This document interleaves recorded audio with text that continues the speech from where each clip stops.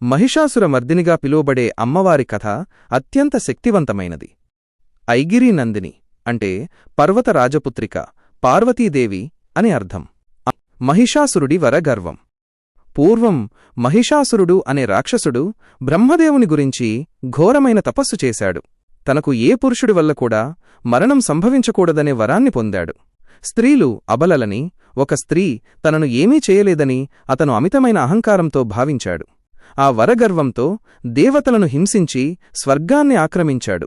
దేవతల ప్రార్థన, శక్తి, ఆవిర్భావం. మహిషాసురుడి ఆగడాలను భరించలేని ఇంద్రాది దేవతలు ముక్కోటి దేవతలతో కలిసి శివకేశవులను శరణువేడారు. అప్పుడు బ్రహ్మ, విష్ణు, మహేశ్వరుల ముఖాల నుండి ఒక గొప్ప తేజస్సు వెలువడింది.